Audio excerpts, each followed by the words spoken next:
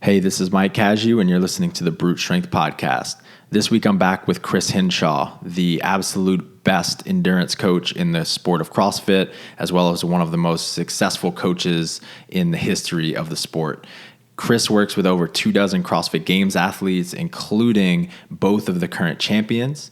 On this show, we dive into aerobic capacity, what that means, and how you can improve it. We go over how Matt Frazier was able to go from coming almost dead last in a sprint event 2 years ago to this past year getting second place in the sprint event, and what went behind that, as well as a lot of different little knowledge bombs and pearls of wisdom that you can use to shift your mindset about your fitness, your endurance, and things that you can take into your training today. Before we get started, if you're a regular listener of this show and you haven't done so already, please throw this show on pause, head to iTunes, and leave me a quick review. Enjoy the show. Hey, this is Mike Casu, and this is the Brute Strength Podcast. I'm back with Chris Hinshaw, owner of Aerobic Capacity and the subject matter expert of endurance for CrossFit. Chris, thanks for making some time for me, man. Dude, thanks. Yeah, I had to come all the way to Austin, Texas to see you. Hell yeah.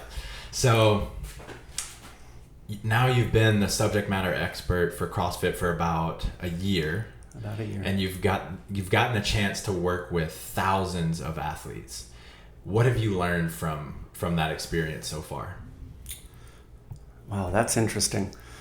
I mean, I've learned a lot. I've learned a lot about how CrossFit operates their business. There is no confusion on my part why they put together a phenomenal seminar. They are incredibly skilled at putting together content and giving the participant an incredible experience, and that has been very eye-opening for me.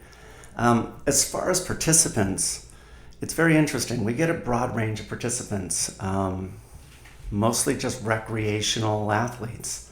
I mean, we do on occasion get games level athletes, but in large part it's recreational. And I think the universal thing is the vulnerability of the participant walking in the door in those first 15 minutes.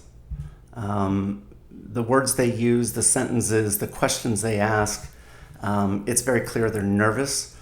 And I'm very sensitive to those things. I'm very sensitive to an athlete, a participant, a coach who is really exposing some vulnerability. And what I want to do is really relieve them of that. Mm-hmm. There's moments where you certainly could put some fear into them, but it serves no purpose. That moment of vulnerability is really the opportunity to bring them in. And it's a universal. Everybody's vulnerable walking in the door, and I think that that's the case for people that start up CrossFit as well. There's a lot of intimidation associated with it, and if we as coaches are more aware of those things coming in the door, you have a chance to win someone over for a lifetime.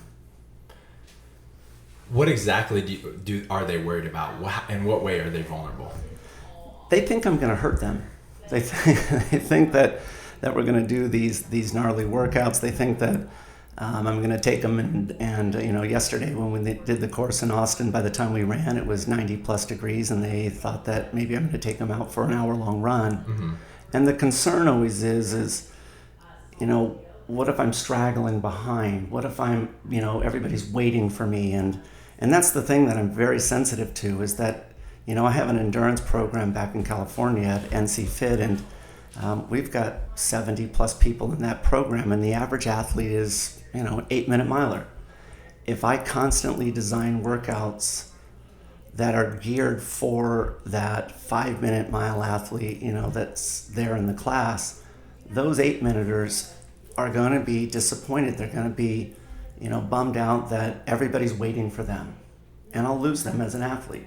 I have to be sensitive to the fact that they want to come out, but they also are vulnerable, right? They want to get better, but they also don't want to be looked upon negatively. Mm-hmm. And they're never going to say any of those things. It's just my job as a coach is to pick up on those. And so we do a lot of skill-based programming. In the course, we do pacing based, where I run them out a certain distance. They get a very small amount of rest, and then they're to run back and land on the exact original starting spot. They don't get a watch. All they hear is stop and start. That's it. And so it's pacing based. And most of the time, the recreational athlete performs the best because they don't overthink the job. Interesting. Yeah. And that's a really simple way to build people's confidence, right? Yeah, absolutely. Absolutely. I mean, I think that my measure of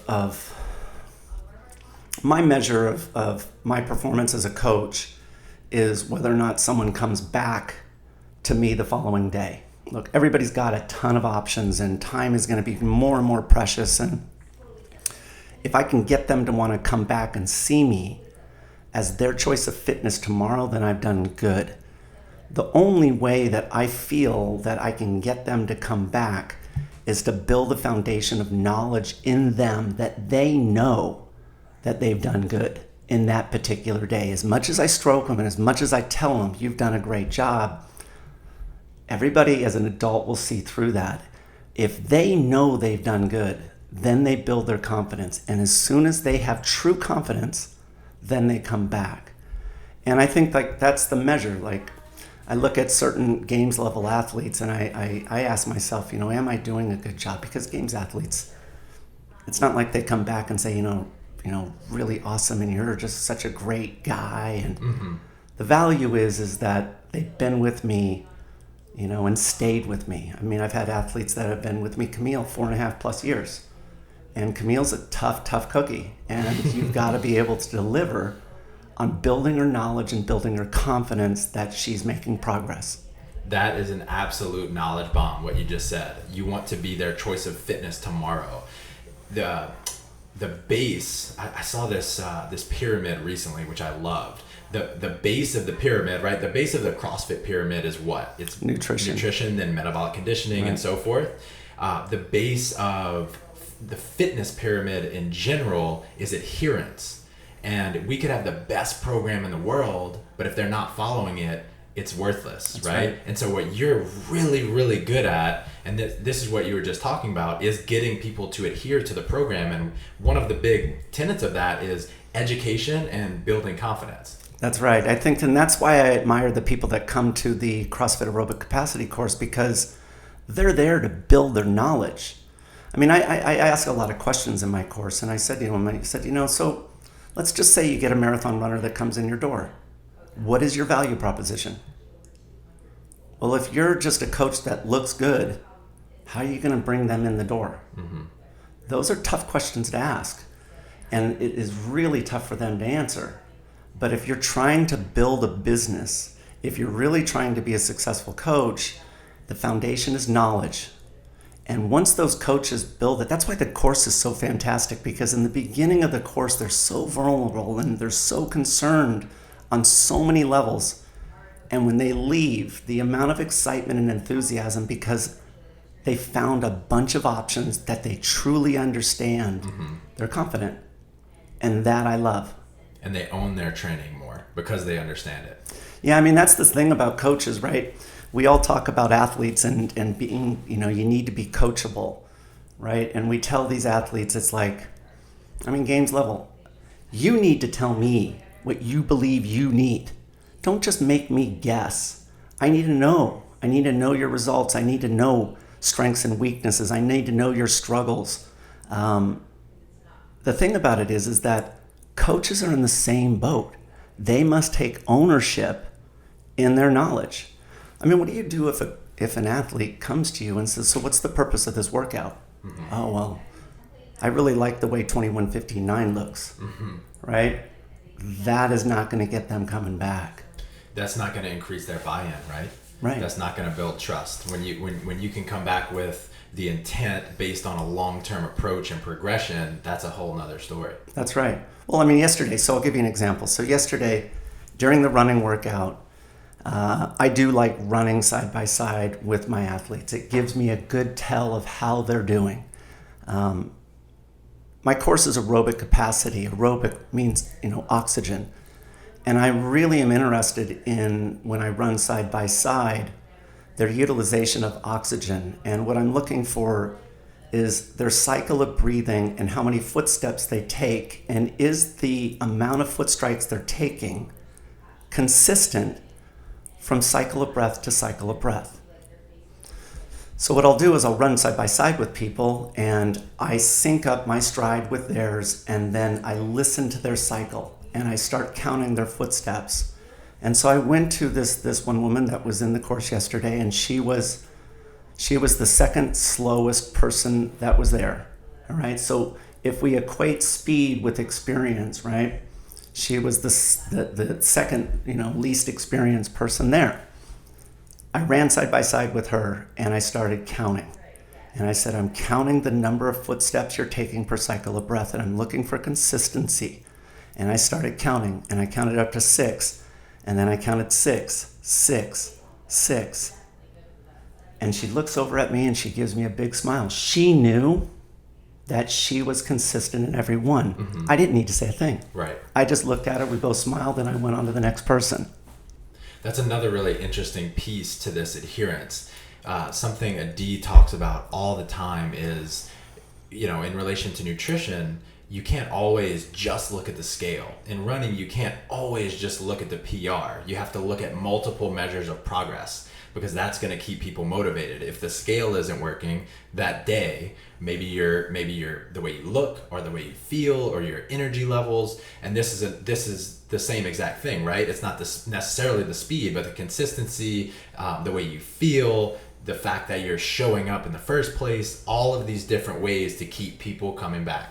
That's right. Yeah, I think that's why that workout that we do in the beginning, they really select their own intensity, but I am also very clear in what my expectations are. Mm-hmm. Very clear. I am expecting you to run 60 seconds out. You pick your pace, you get 10 seconds of rest, and I am expecting you to match your pace perfectly without a watch. You must do it by feel and land exactly in your original starting spot. And it is interesting that the people that pay attention, that don't chit-chat with their friends, that just focus on how they feel, developing the rhythm, the cadence, the consistency, they come back and imagine that. Mm-hmm. Imagine running 60 seconds with no watch and landing in a 1-foot target. Mm-hmm. What has, if anything, changed about your beliefs since becoming the SME? I think that I run into challenges for what we would classify as a traditional CrossFitter. Matter of fact, I get the biggest challenge from people that have been in the sport the longest. I applaud CrossFit. I tell people this all the time. You've got to acknowledge the fact that CrossFit brought me on board as a subject matter expert. And when they gave, a specialty, I got aerobic capacity. That means I get everything from 2.5 minutes on. It's incredible. They recognize, though, that the sport's evolving, that no one has it figured out. What Coach, he put together, this foundation, was incredible considering it was done, 10 plus years ago. But it's never going to stay the same. People are going to find better ways. And the reasoning is because CrossFit represents the athletes that are participating in CrossFit. It represents a niche that has never really been supported before. On one end of the extreme, we've got these endurance athletes, right? So the people that want to run, 10,000 meters all the way up to ultra marathons or Ironman distance events. And on the other side, we have these speed, strength, power athletes, right? Anybody from a sprinter to a strength-based athlete, anybody who's explosive. It's interesting that CrossFit has created a space for the non-specialist, the person who really just wants to go out and enjoy their fitness and not specialize in one thing. Mm-hmm. That has not been done. If you go out and you try and find data, you try and find information, research on how to make the recreational athlete more fit, it's just not been there. And I think that's what makes it exciting. And I applaud CrossFit that they recognize that we're all learning. There is no coach out there that has it figured out because there's no data. Mm-hmm. And that's what I find really exciting is what's going to come tomorrow based upon the things that we're doing within this sport. And that's why I share so much. I give all of my information away, everything, because I am trying to become a better coach. I am trying to get better information in. And if I only have one data point, it might be an anomaly. Right. And what I'm looking for is patterns. Like, for example, everybody wants to know, like, what was it like when Rich Froning called and he, invited you to Cookeville and asked you to be his coach? It was awesome. I mean, I'm a fan of the sport. And I knew I could make him a better runner. But I also ran the risk of, what if I made him a worse CrossFit athlete?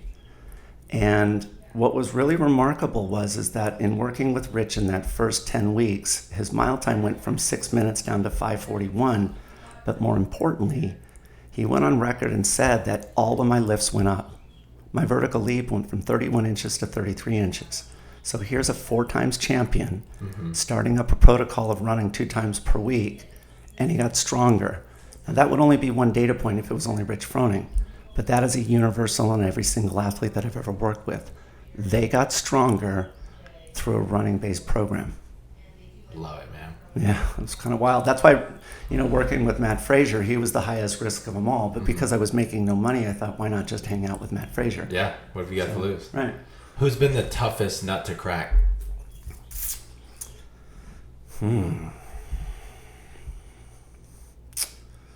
The toughest nut is not necessarily the one that's the least open-minded. It's the most distracted athlete with lots of other obligations. It's the one that and I don't really have an answer on that. It's the one that's not coachable, right? That they're non-responsive. And I think a lot of the problem is that athletes don't recognize the amount of work that goes in putting programming together that's truly personalized for them. Take Camille, for example.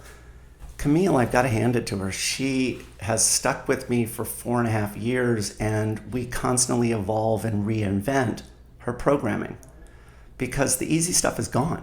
And so where are you going to find additional gains? A good example of that is Julie Fouché. Julie Fouché had one of the greatest aerobic systems. Matter of fact, I picked her to win the CrossFit Games in 2015 until she got hurt. She had the greatest aerobic system that I've ever seen from testing protocols. And the thing about it is that she had a maximum sustainable pace that was 5% below her maximum effort. So if she went to failure, she can back down on all those movements within CrossFit, back off by about 5% and sustain that. What I realized though on Julie Fouché is that you couldn't create any more improvements in long time domains. How am I going to make her better? Well, her limitation is her intensity, her speed. If I now turn around and make her faster, I redefine what she defines as difficult, then everything else can climb. But that takes an athlete with some confidence that you know what you're doing. Because what you're proposing is I need to turn everything what you have been doing upside down, and we're now going to attack it from the other end. Getting people strong, getting people bigger is the exact same way, right? If you're just doing high rep stuff and you've maximized what your muscle is capable of in terms of growth, you have to get that muscle stronger first, then bring the reps back up. It works the exact same way. Yeah, I find that interesting, though. I think that what we do is we leave, and I agree with you. I think that what we do is we just continuously focusing on our max, and what we're not recognizing is that the other muscle fibers below the strongest of the strong, they need volume to be overloaded. And one of the things that we don't do is we're not developing the entire spectrum of muscle fibers within the individual athlete. So what I mean by that is, like, if you look at your 1 rep, whatever lift it would happen to be, let's say it's just a deadlift, your 1 rep is your 1 rep. You can't do a 2 rep. But if I take the weight off, now all of a sudden you can do more. And if I keep reducing weight, you can keep doing more. And that's because as you slide down the spectrum from your fastest of fast to your slowest of slow, those slow, in order to be overloaded, need volume. And so what you have to do is, if you're looking at the human body and you're looking at the available arsenal, you have to look at the entire spectrum of muscle fibers, and are you actually developing the capacity of all of those? And too much within CrossFit is focused on the extreme of high intensity, high strength, high speed. And what we're seeing in slowing people down is that we're really truly developing the slow twitch fibers. And so when you go and lift a heavy object, those slow twitch fibers are now more trained, they are more excited, and they know how to be recruited. And then the lift actually is, numbers are going up. Mm-hmm. So I look at the whole spectrum, and I think that, everybody thinks aerobic capacity is just running. In reality, aerobic capacity is developing the muscles that are moving. The muscles that are moving are the ones that are demanding your oxygen. You skipped ahead a little bit, or what I wanted to talk about in a little bit, but we'll just go there. I was going to ask you, is aerobic capacity movement specific? And I kind of want to talk about what you started teaching in your seminar recently with using low intensity movements that mimic a high intensity effort. Mm-hmm. Right? Can you explain that whole theory and how you're practicing it with your athletes? Yeah, so when you do a high intensity effort, something that requires force or requires, strength, you're going to use your fast twitch fibers, and because of that, you're going to work anaerobically. And when you do that, your body's going to generate what we call lactic acid, and we measured in terms of our lactate. Well, that fatigue will continue to build if you keep using that level of intensity. And part of what we need to look at is, if that's the case, I can't just keep piling more of that lactate into my bloodstream. Eventually, it's going to hit a level where I will be forced to significantly slow down or stop. So how am I going to actually increase my work capacity in that particular movement? And that's the problem. So take a games level athlete. Before we go there, isn't it typically to just work slightly beyond that lactic threshold for a certain number of intervals? Isn't that how it's traditionally done? It is, but it depends what you're trying to attack. And so if you're trying to raise your maximum sustainable pace, you would do a workout that has a consistent tempo mm-hmm. for a longer amount of duration. So you would do it in terms of rounds. The first round would be relatively simple, but you would maintain the pace in the second round.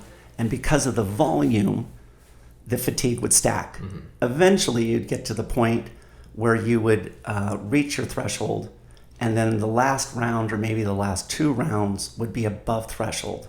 And so you would slowly be dosing your body with a higher level of lactate, something above your lactate threshold, so that your body can make those adaptations. Mm-hmm.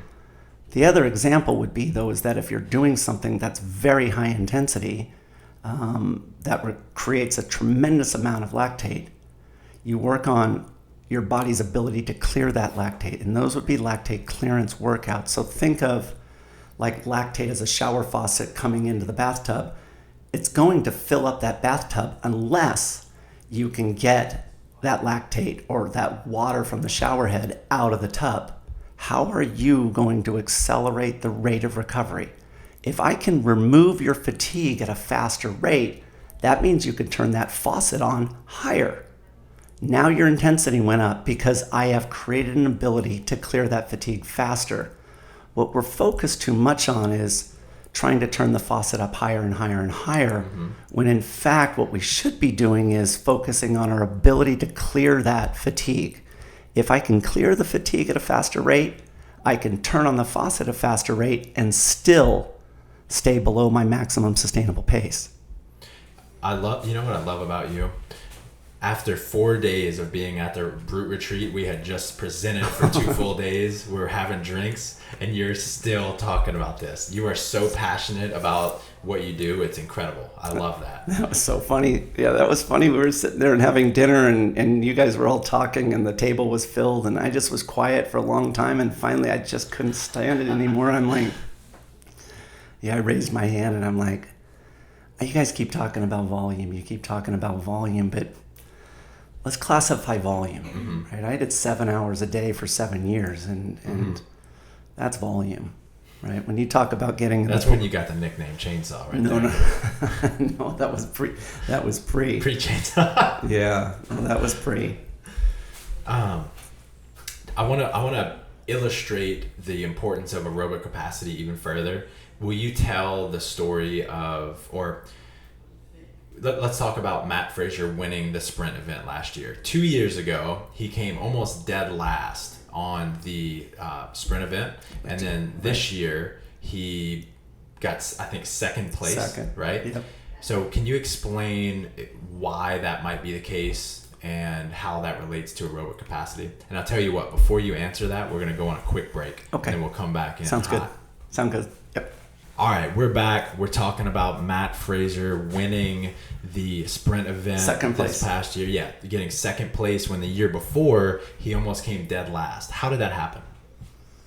So I'm a fan of programming. I love looking at coaches and what they write, and it gives me some insight into their base of knowledge and their biasness, right? So, I mean, I think that I'm clearly biased in my side, and you can see that in my programming. I think that that's one of the things that I value about Brute Strength and what they're doing is that I submit my programming in to someone who takes it and cleans all the biasness out and gives athletes what they need, right, to create a balance. And so I honestly, I look at Dave Castro and the things that he programs, and I don't think that people give him nearly enough credit on how creative and how smart he is in his programming. And he doesn't let people in on it, right? And it's not by accident. It's not, he's doing things that give us insights into these athletes. If you look at those results, you can see the strengths and weaknesses of every single athlete that ever has gone through. Whether they are aerobically weak, whether they're a fast twitch-based athlete, whether or not they're good at certain time domains, you just know. So what Castro did in 2016 is he created these 3 events near the end of the games. And he kind of did a fantastic setup because we have seen events like this in the past where they're very short duration, there's very small amount of rest. And what he did is he did 3 events basically back to back to back. And one of them, the first one, was a handstand walk across the length of the field. It was 93 yards. And the second event was a shuttle sprint. And the shuttle sprint was the biggest surprise for people. And what they did is they ran to the middle of the field. They ran back to their starting around, dummy blocker, then all the way across the field around a dummy blocker and finished. So that was about 280 yards in distance. They had a small amount of rest, and then they had to pull a plow. They pulled it across the length of the field and then back again. So that was about 186 yards. Everybody looked at that workout, and they looked at it and they said, that's a hand upper body movement, shoulders, arms, and then it's into legs. And then what they had to do was pull that plow, which was really a strength endurance. It was about recruitment of fast twitch fibers to pull the load. That's why this is so genius, is it tested the knowledge of the coach and it tested the knowledge of the athlete. It was not a series of sprint events. This was an endurance workout, and all 3 of them were considered one. And what I mean by that is that if you look at Matt Fraser and what he did, look at how he managed himself during that handstand walk. He broke it up. Because the thing is that he recognized that if he didn't break that up, the upper body would generate a tremendous amount of fatigue, and that lactate would try and be consumed by the slow twitch fibers in the arms, but because there's a small amount, it wouldn't be able to keep up with the amount of work being done. So that lactate would go to the neighboring muscle groups, and when that couldn't burn it off, it would go into the bloodstream. That's called lactate shuttle. What Matt Fraser has done is a phenomenal job at developing his legs aerobic capacity. When that lactate hits the bloodstream, it goes to the largest muscle group in the body, the legs. It creates pre-fatigue without even using the legs. Because Matt Fraser has developed his ability to remove lactate better than any other athlete, and we saw that in the 7K run. Dominated, right? So when they finished that event, The athletes that weren't really aware of the leg fatigue, they're just thinking, oh, now it's lower body. 3, 2, 1, go. And what do? They sprint like they've never sprinted before.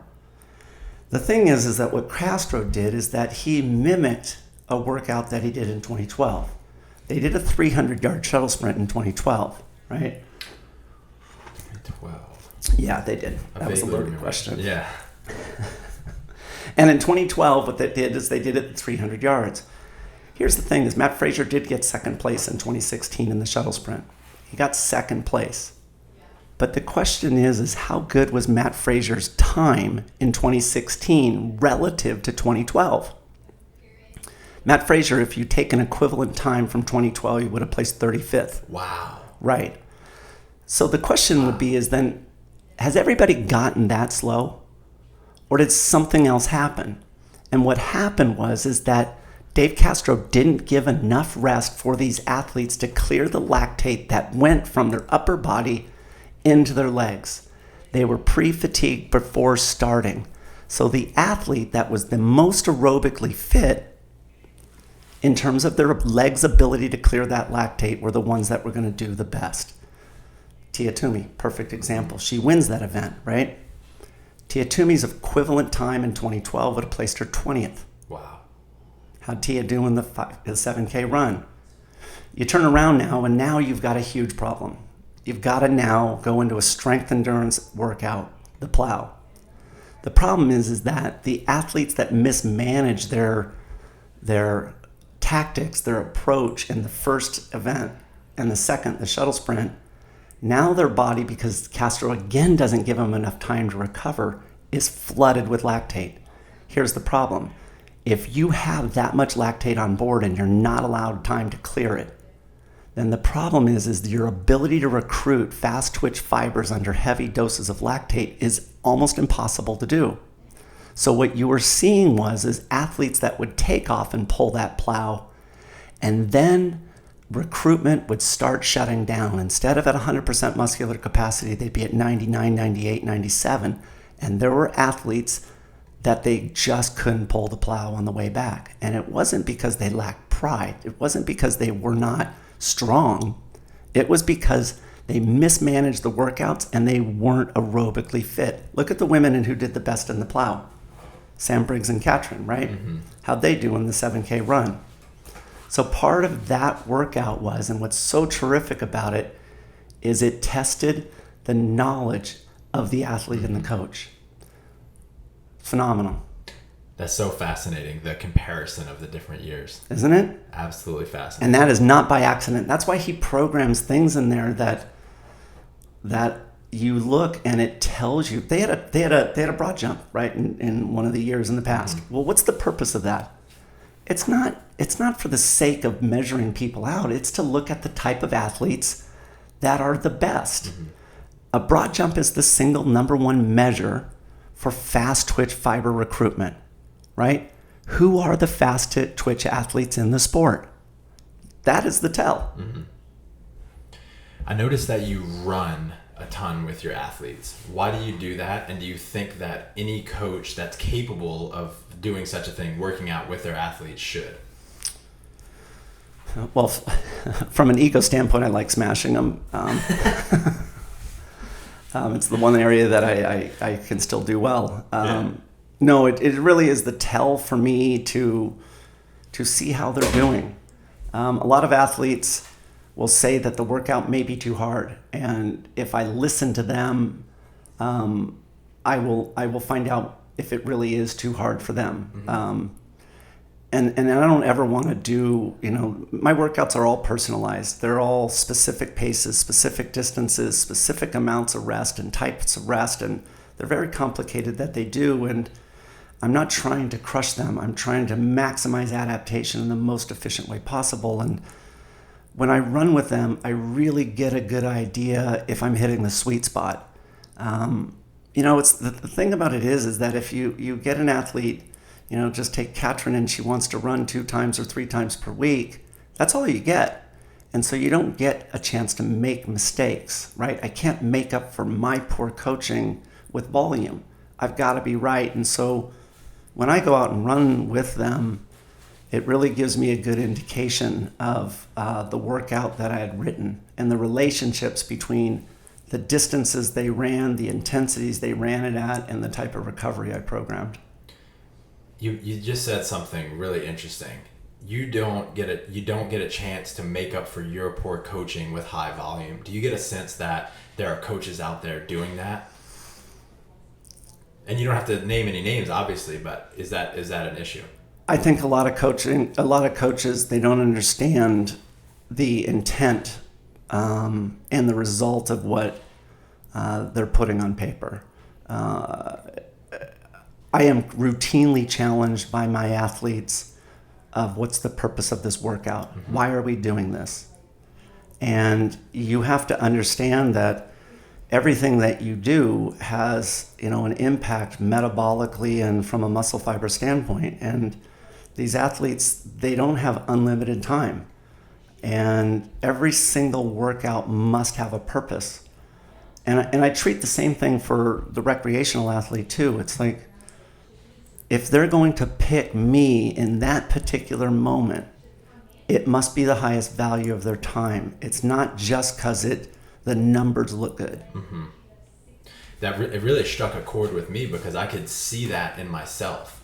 And at times when I wasn't as confident about what I was programming, you just put in more volume. If you're not exactly sure what they need, you just make them do all of it.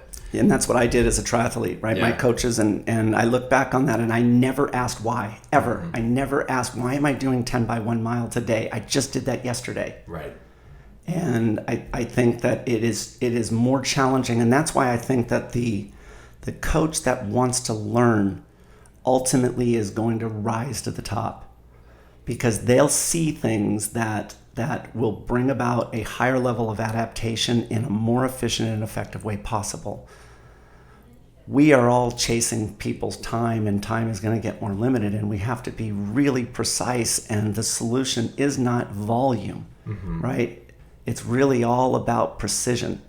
And that's why, like, when you look at, programming, you've got to add an element of personalization. Like if you look at Dan Bailey, the guy's got, somewhere around a 50-second 400 time, and let's say he's a 5:30 miler. Does he really need to work on his speed? Does he need to work on his high intensity? Or is the highest value of his time somewhere else? So if you had a coach that's just saying, hey, we got to follow the protocol, I need you to go out and do more sprinting. Right. It's not the highest and best use of his time. And I think that that's where the knowledge-based coach is looking at things and saying, hey, you know what? You're unique in this way. Here's the highest value. This is the best use of your time. Yeah, the hard part about it is like you were talking about earlier, no one has the answers to this equation yet. And so it requires every coach to kind of hang out in this uncomfortable space of not being certain about something, but always asking the questions like, why am I doing this? And explaining everything they can to their athletes.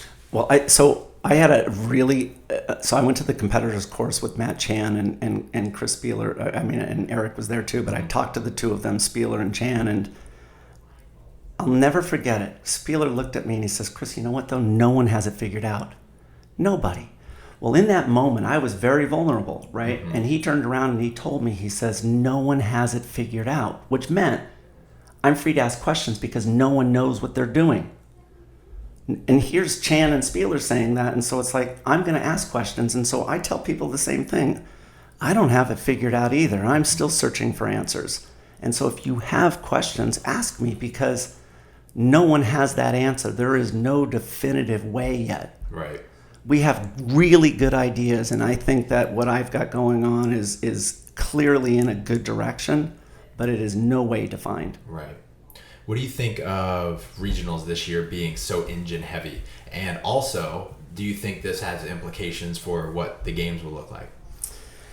I find it interesting if you go back and you look at time domains, right? And that's the thing. We don't know what games level workouts are going to be, but we certainly know, based upon history, the volumes that we've been asked to do, right? And we can train for those volumes as kind of a known. It may not be 300 air squats, maybe 200, but we know that Dave's programmed that distance before. Would we be surprised to see a 10-mile run? Of course not, because we know that those things have been out there. I'm not surprised. I see the trend in terms of the way in which programming is done, going into longer time domains. Let's face it, CrossFit is an endurance sport. And if you look at regionals, there is no question that regionals is an endurance weekend. And the games is several steps beyond that. Just if you think about it in terms of the events, even if they were all short duration events, the fact that you've got to do 4 days of competitions makes it an endurance event. That athlete that can replenish their carbohydrate stores and recover every night and come back is an aerobic-based athlete. They must address their ability to recover. One of the single biggest measures of aerobic fitness is your ability to recover. So the direction, and I don't think it's a bad thing, I think that these time domains getting longer and longer are just driving the importance of recovery home. This is a multi-day event, and if your aerobic system is not dialed in, you're never going to be there on that final day. And that's what made Rich Froning so phenomenal, right? The amount of volume training that he did in secret allowed him to dominate on that last day. What should endurance training look like for those games athletes right now? It being their preseason, right? Still their pre-last big event, which is very similar to what it should look like for most people leading up to the Open. That's a good question. Versus what it should look like for the rest of people, being that it's the beginning of their off season. So I'm asking, what's the difference between endurance training and off season and preseason?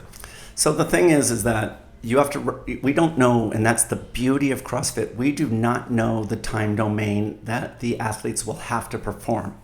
We don't know. We know based upon history that there is a broad range of those time domains. So we must be prepared for every one of those time domains up to, let's say, 90 minutes long. So we also know that if your body, it doesn't practice a particular movement and practice a speed or an intensity or a weight within that movement, it will not be prepared.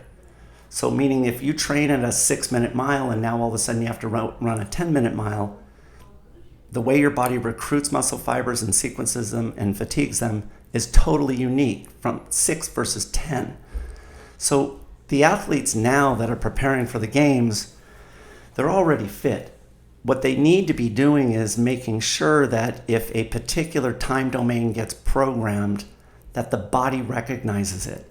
Meaning if you look at an event and you're seeing, oh, that's 5 minutes. Do I have 5-minute intensity practiced in my body? Remember what I said at the beginning of this podcast. When people show up at my seminar, I have them go out and I have them run without a watch and I have them run it by feel. The pace that I give them is a 30-minute time domain intensity. That's what I give them. That's their target. Their body learns how to replicate that pace perfectly. We don't need any fancy gadgetry. And so what I would encourage athletes to do that are trying to make, a good performance at the games, they need to be looking at the time domains and is their body prepared? If they're only practicing 3-minute time domains, they're only going to be good at 3-minute time domains. Every single intensity uses different muscle fibers. A 1 rep uses completely different muscle fibers than a 100 rep with a PVC, right? A 100-meter sprint, totally different muscle fibers than a 5K run. You must practice the speed and the movement.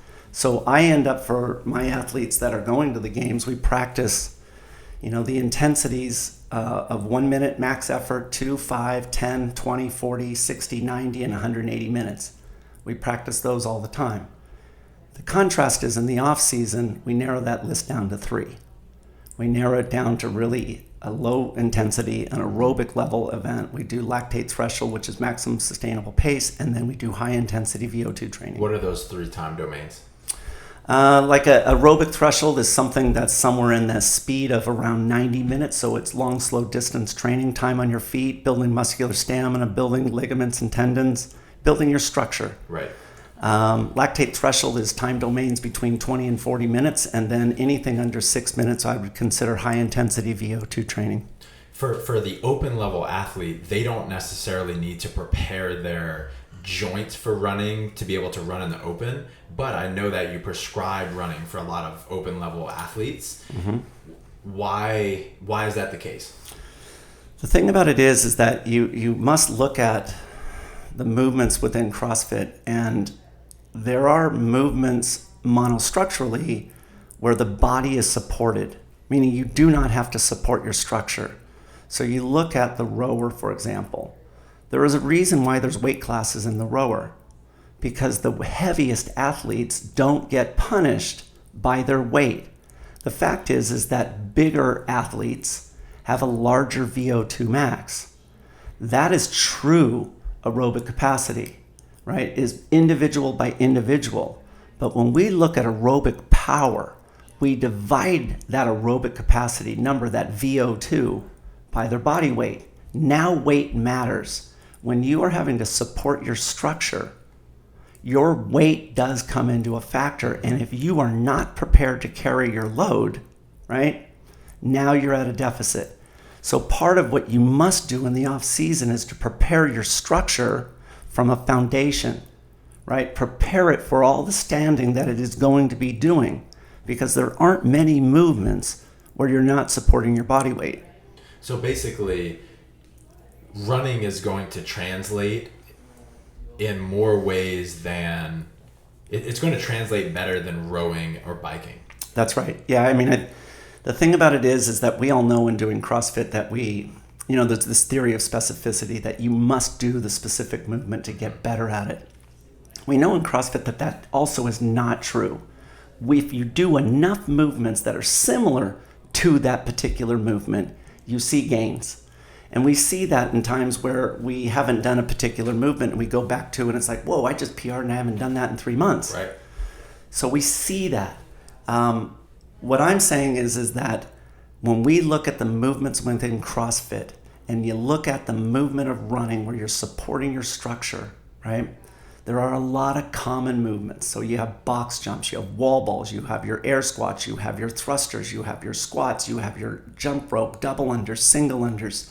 There are a lot of them that are similar in nature. If you do not develop in the off season your foundation, your aerobic level slow twitch muscle fibers, when you go to stack on intensity, how is that intensity ever going to actually clear from your body? How do you get it out? Mm-hmm. And so part of what we need to do is recognize that we are very, very good within CrossFit in attacking and piling in fatigue, high intensity.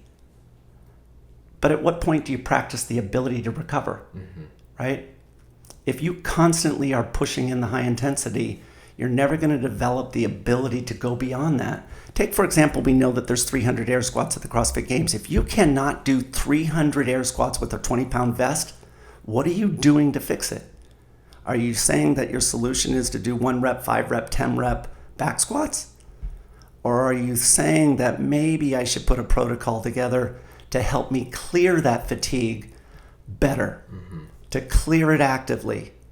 And that is a different type of training. And I think that's where the elites are. The people like Matt Frazier and Katrin and Camille and Sarah and Tia, they have figured those things out. I can't just work on my 1 rep, 3 rep, 5 rep because the volumes in the CrossFit Games require me to clear my intensity. They require me to clear that fatigue. How am I going to accelerate the removal so I could stack more intensity in? And that is where those elites are. They get it. Yeah, I think the sweet spot for the open level athlete too is even to improve their abilities in the 5 to 15 minute range. They actually have to increase their aerobic capacity in the first place to sustain that training. You have to remember that we talk about aerobic capacity and everybody looks at it as like, oh, that's long, slow distance, long, slow. What we're talking about is improving your rate of recovery. That's what we're talking about. You can do Fran. and you can flood your body with lactate, and you can lay on the ground, and you know what? That lactate will clear in 1 hour in doing nothing. But are there things that you can do to accelerate the removal of that lactate? Your slow twitch fibers love lactate as a fuel. They'll take it as the preferred choice if it knows how to process it. So why not do Fran to generate tremendous levels of lactate? That lactate now will be out your whole body. What's your weakest movement, by the way? Weakest? In terms of moderate load, high volume. Snatch, full snatch. Okay. I'm going to have you do Fran. And I'm going to have you do it in the roughest time domain. I want you to finish it in between 2 and 3 minutes. So you're tasked with picking the load that makes you finish it in 2 to 3 minutes. That is the highest risk time domain of any event. You're going to finish it. And then what I want you to do is, instead of laying on the floor after Fran, I want you to pick up a PVC, and I want you to recover doing PVC snatches. No stopping, just nice and slow. And the thing about it is that your body after Fran is going to be flooded with lactate. What we want to do is we want to train the muscle groups in the area that you need the most work, the snatch, and we want to train those muscles on how to pull that lactate out of the bloodstream and process it as a fuel. We actually are using Fran to train the ability to recover in the movement of a snatch. And why did you ask me what my weakest was? Just Because to make me look bad, or is there... No, because the thing is that if you look at it in terms of the snatch and looking at moderate loads, right, moderate weights and doing moderate volumes, it's not usually the strength in a CrossFit athlete that is their weakness. It's the ability of clearing the fatigue. Mm-hmm. So if you look at the event 17.5 had 90 thrusters in it. How are you going to get better at moving the bar for 90 reps? What is the solution, right? Mm-hmm. And the solution is two-part. I need to, like you said in the beginning, I have to be able to move the weight. Mm-hmm. So my 1 rep, 3 rep is very important, but I also must clear the fatigue that's being generated from the volume. What is my protocol to remove that fatigue as I continue accumulating reps? How do I recover at a faster rate while doing it? And that is your aerobic system. Boom. That's all we got for today, guys. I got a couple fun ones to finish. If you were a woman, oh boy, which of your female athletes do you think you would be? Or who would you be most like? That's so easy. I'd be Julie Fouché. I mean, she's smart. Because she's got the best engine. And she's smart. I'd take smart over engine. Damn. You're going to get in some real trouble. I didn't think you were going to answer that one. No, for sure I would. That was easy, though. She's smart, and she's got a great engine, and she fixed her speed. And nice. Yeah, that was easy. Part 2. If you woke up tomorrow and you were in Kanye West's body, but you still had Chris Hinshaw's brain, okay, and you had to play a show later on that night, yeah, would you do it, or would you pull out? You don't know any of the songs. And I'd go for it. So the thing about I'd go for it for sure. So the reason why I miss doing the Hawaiian Ironman, the reason is the anxiety. That anxiety, I wish I could stop time about 8 seconds before the cannon goes off. That whatever that is, mm-hmm. I wish I could have that all the time. I mean, that was my addiction. And that's why when I started CrossFit and I was able to do workouts and compete, it brought about that same feeling. But when you go into something totally unprepared, that anxiety is even heightened more, and I love that. I just and so I'd go for it. I'll never forget, when I had to do a seminar, and this whole course got started because of Matt Chan, and we had dinner one night on a Saturday, and he scribbled all of my ideas, and he says, "You've got to share this with the community." I'm like, "Never gonna happen. I'm not prepared. I don't know enough, and no way." And 2 days later, he says, "I just booked you at my gym at CrossFit Verve, and you're on this Saturday, 8 hours, and I've already collected money." It's like, wow, that feeling came back, and that's how we got started. Hell yeah. Mm-hmm. All right, man. I appreciate this. Thanks, man. This was even better than the last one. Yeah, it's good. Where can people find out more about your seminars, more about aerobic capacity? If they want programs, where do they go? So the course with CrossFit, it's CrossFit Aerobic Capacity, and you can look up the courses on the training page within CrossFit. You could also go to my website. It's aerobiccapacity.com. We do have personalized programming. As a matter of fact, we just launched an app. It's in beta right now. You could submit your name and a request to be a part of the beta launch of the new program, which is super cool. There's also 6 workouts on there every single week. I'm obviously one of the coaches in Brute, which I am super proud of. It's funny, I meant to tell you, I had a lot of people come up to me yesterday and they said, so what kind of time domains do you program within Brute? And I said, what's so unique about Brute is that I program the same number of time domain intensities as I do for all the elite level CrossFitters, that their programming and the algorithm is the same thing. And so that was kind of cool to be able to be a part of that yesterday. So if you go there, you can also catch it there. Like I said, I give away a lot of things, and you'll be able to reach out through me at info@aerobiccapacity.com if you've got questions. I really genuinely try and give back to the community. I am beyond grateful for what I've been able to do here. And so any way in which I can help, I'm happy to do it. And then Instagram at Hinshaw363. 363. And Snapchat Lil Henny. All right, man. Appreciate it. Thanks, man. Thank you.